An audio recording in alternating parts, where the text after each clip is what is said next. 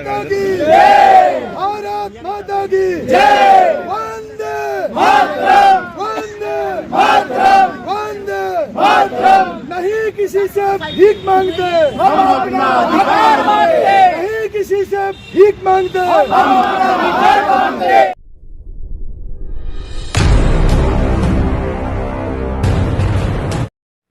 ज्येष्ठ और श्रेष्ठ भाइयों को हम नमन करते हैं, आपको सबको वंदन करते हैं और माननीय कमांडर साहब को हम विशेष नमन करते हैं। ये ऐसे व्यक्ति हैं कि जिन्होंने हम सब लोगों को अपने अधिकारों के प्रति जागरूक किया और माननीय कमांडर साहब के साथ में मैं 20 राज्य का दौरा कर चुका हूं। उसका पूरा श्रेय माननीय कमांडर साहब को है। माननीय कमांडर साहब की पेंशन बढ़ने वाली नहीं है, वो तो नेवी से रिटायर्ड कमांडर है, लेकिन एक सोशल काम करके हम आपकी सबकी सेवा के लिए माननीय कमांडर साहब जुड़े हुए हैं।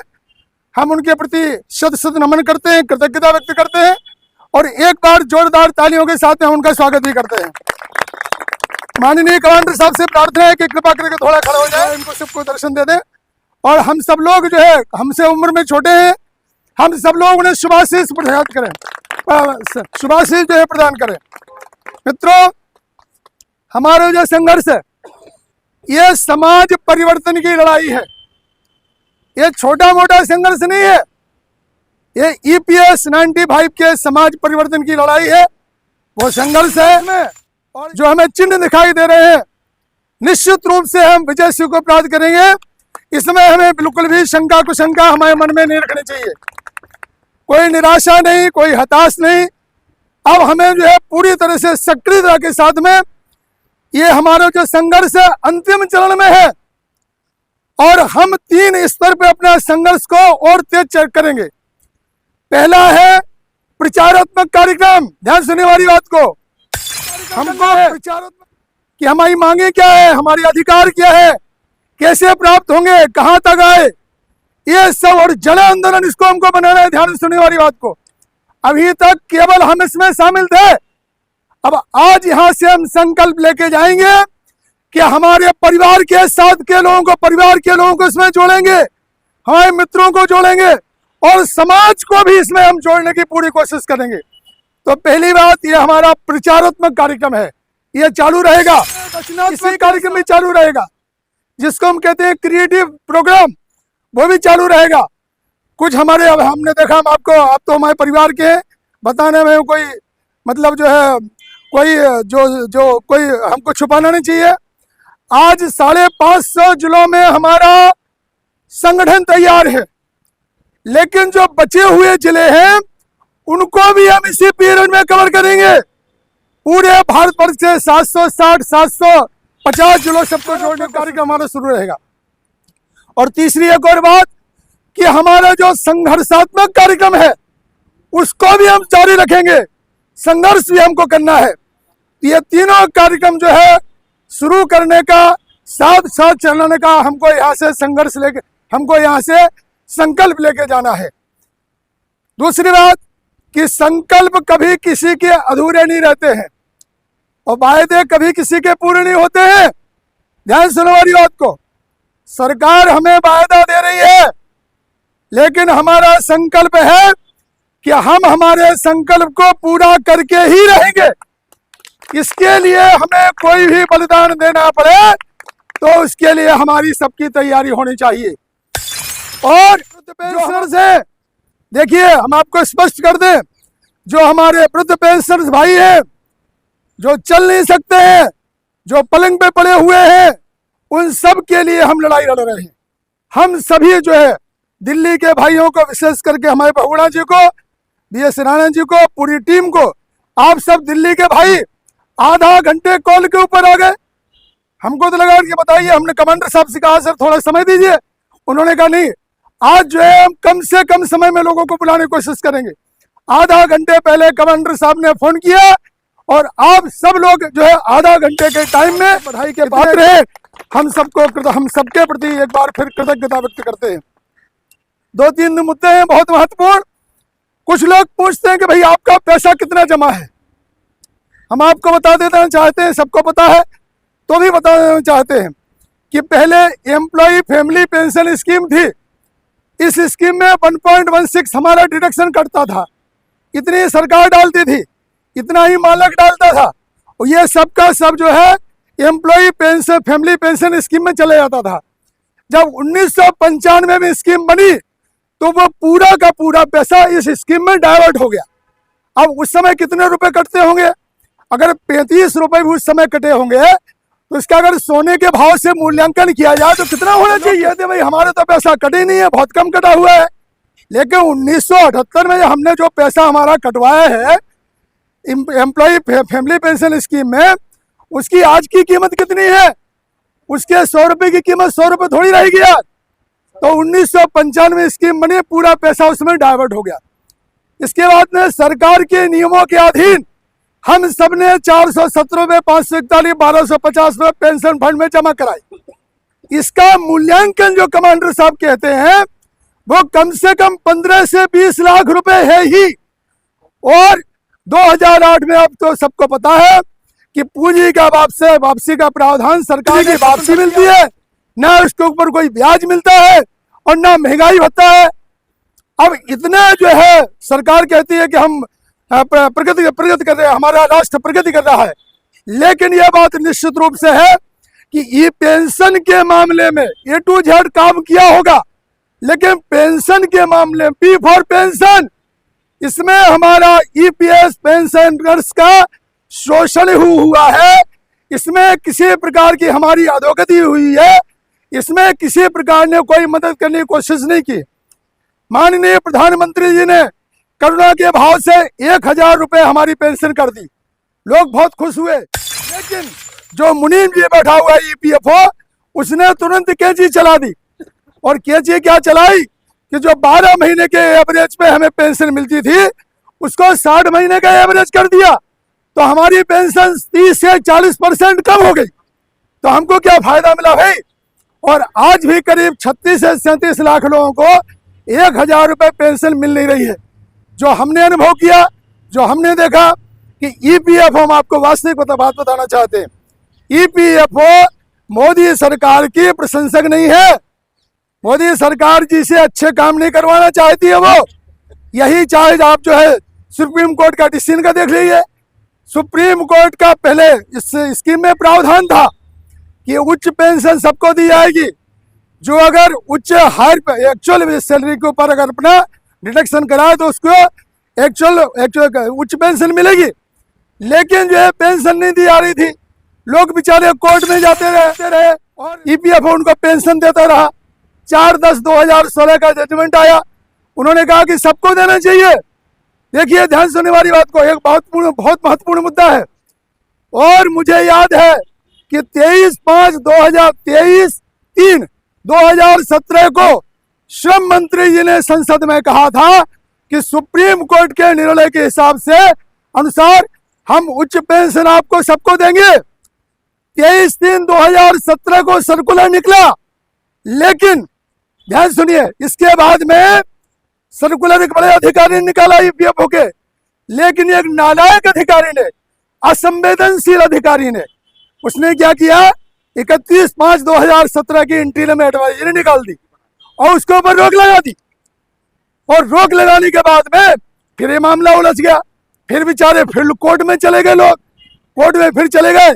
लेकिन जो भाई हमारे कोर्ट में गए थे उतने अच्छे वकील नहीं थे, और EPFO ने, लेबर मिनिस्ट्री ने वहां बहुत लंबी लाइन बड़े बड़े वकीलों की खड़ी कर दी, और तर्क और तथ्य और प्रमाण के अनुसार हमारे जो भाई थे उनके वकील तर्क करने में कहीं कुछ कम गिर गए। और 4/11/2022 का फिर जो है जजमेंट आया, उसमें कुछ चीजें कही गई, लेकिन जो उसमें हमारे ऊपर फिर अन्याय हुआ है।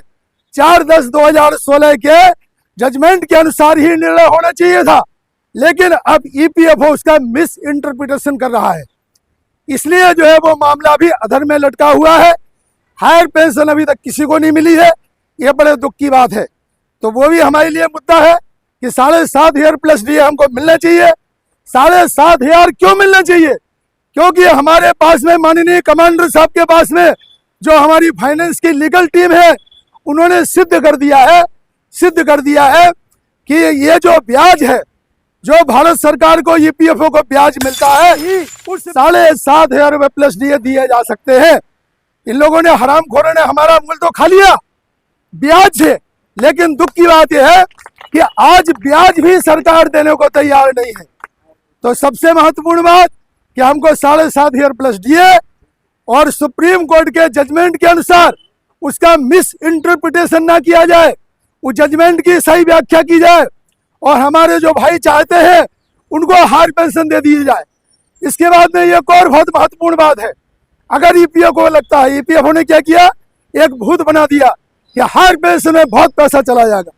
वास्तविकता यह है कि कमांडर साहब की डिमांड है, हम आप लोगों को बता दें स्पष्ट कि 7,500 प्लस डी अगर मिनिमम पेंशन दी जाती है, उसके साथ में उच्च पेंशन का जो ऑप्शन है सबके लिए खुला किया जाता है, तो 7,500 प्लस डीए, इसमें लोग जो है अपना समाधान मानेंगे।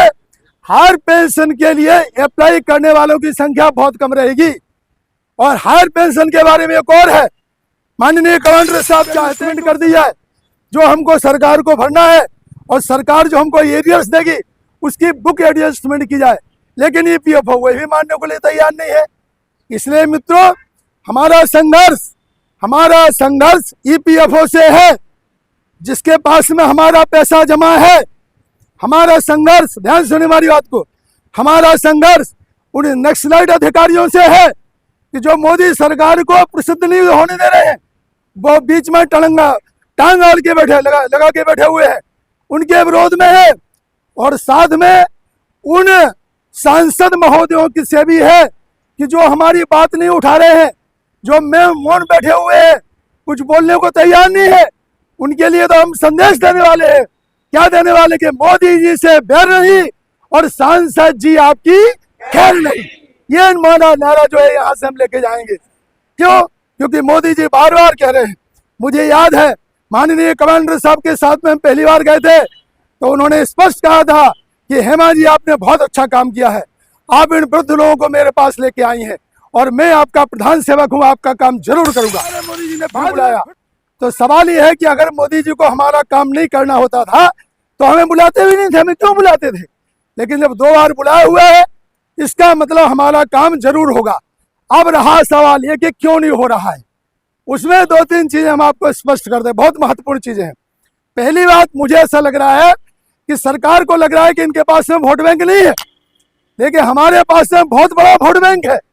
माननीय कमांडर साहब ने कई बार कहा 19.33 करोड़ का वोट बैंक हमारे पास में है। कितना बड़ा वोट बैंक, 7.5 करोड़ जो है वर्किंग एम्प्लॉयज है और 75 लाख लोग हमारे कौन है, रिटायर्ड पेंशनर्स हैं, 75 लाख परिवार है। इतनी बड़ी वोट बैंक हमारे पास में है। आप बिल्कुल चिंता मत कीजिए, हम सही दिशा की ओर जा रहे हैं।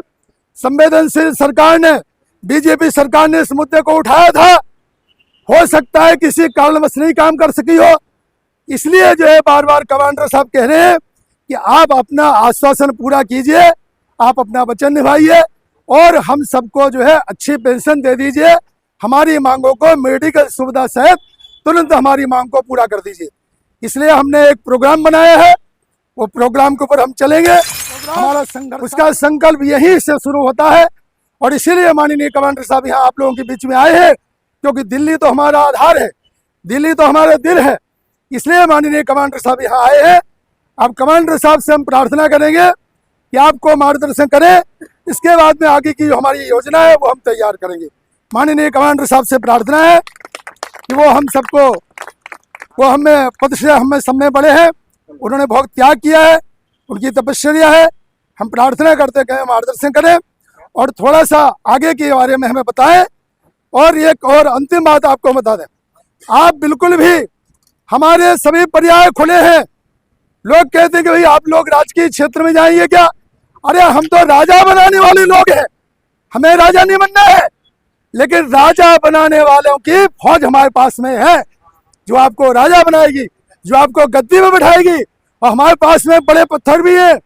अगर आपकी गाड़ी, हम चाहेंगे अगर आप हमारे साथ में काम नहीं करेंगे तो आपकी गाड़ी जो है वो बड़ा पत्थर लगा के आपको, गाड़ी को हम रोक भी सकने की ताकत हमारे पास में है। हम कोई बड़प्पन की बात नहीं कर रहे हैं, अहंकार की बात नहीं है, ये वास्तविक ताकत भी है कि हम अपना अस्तित्व खत्म कर देंगे। किसी की गाड़ी अगर जो है कहीं फंसी हुई है तो उसके टायर के नीचे हम लग जाएंगे और एक आधार बना देंगे, हम अपना अस्तित्व खत्म करके गाड़ी की आपको निकाल देंगे। लेकिन जो है इस बात को सरकार ध्यान से सुने।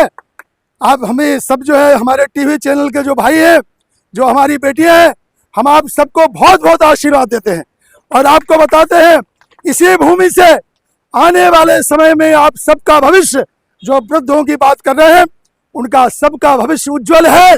आप सबकी मनोकामनाएं पूरी होंगी और आप खूब आगे बढ़ेंगे और देश की सेवा भी करेंगे।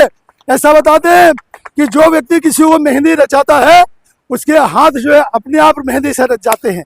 आप तो सेवा करते रहिए और आपके हाथ अपने आप रचते रहेंगे, आगे बढ़ते रहेंगे। इतनी बात कहते हुए हम अपनी वाणी को विराम देते हैं। अरविंद जी विशेषकर जो और सब जो भाई है हमारे दबंग वाले मनोज जी भैया और हमारे पब्लिक पत्रिका के जो और सभी हमारे पत्रिका जो भाई हैं यहाँ, सबके प्रति समय के अभाव में हम नाम नहीं ले रहे हैं। आप सभी हमारे हृदय के टुकड़े हैं। हम आपको वचन देते हैं, हम पूरे हृदय से आपको आगे बढ़िए, हम लोगों को सहायता कीजिए, आपका भी अच्छा होगा, कल्याण होगा। आने वाला समय हम सबके लिए सुखद मंगलमय हो, ऐसी प्रार्थना करते हैं कमांडर साहब के प्रति, जिन्होंने अपना पूरा सर्वस्व जीवन हम लोगों के ऊपर न्यौछावर कर दिया है। ऐसे महापुरुष को हमारे निराश लोगों के नाम है वो। मैंने अंदर से देखा, जो लोग पड़े हुए हैं, पलंग पे पड़े हुए, जो उठ नहीं सकते हैं, जो चल नहीं सकते हैं, जो आशा लगाए बैठे कमांडर साहब हमारा काम कब होगा। दुख की बात यह है कि हमारे लोगों के पास में 90% लोगों के पास में स्मार्ट मोबाइल ही नहीं है। वो बेचारे कहीं व्हाट्सएप पे नहीं है, ना कहीं मीडिया पे है, लेकिन ना ट्विटर पे है। लेकिन माननीय कमांडर साहब की जहाँ सभा होती है वह हजारों की संख्या में चल के आते हैं। महाराष्ट्र इसका प्रमाण है, उत्तर प्रदेश का प्रमाण है, दक्षिण भारत इसका प्रमाण है। जहाँ जो है कर्नाटक जैसे राज्य में और माननीय कमांडर साहब की 10-10 हजार लोगों की सभा हुई। शिरडी की सभा में करीब 12,000 लोग थे और औरंगाबाद की सभा में 7 से 8 हजार लोग थे। वो सभी हमारे साहब की एक आवाज के ऊपर जी जान से मर मिटने को तैयार है। ऐसे भाइयों को हम यहाँ से नमन करते हैं, इसी भूमि से वंदन करते हैं और निश्चित रूप से हमारा आंदोलन सफल होगा तो हम जीतेंगे और जल्दी हमें अच्छी पेंशन मिलेगी, हमारी चारों मांगे पूरी होंगी, ऐसा हम आपको विश्वास दिलाते हैं। और हम बिल्कुल भी आपको हमारी क्षमता के हिसाब से आपको बिल्कुल भी निराश नहीं होने देंगे और जीत जल्दी दिलाएंगे माननीय कमांडर साहब के नेतृत्व में और मीडिया के सहारे। आप सबको प्रणाम करते हैं, धन्यवाद सर। माननीय कमांडर साहब आइए सर। कमांडर साहब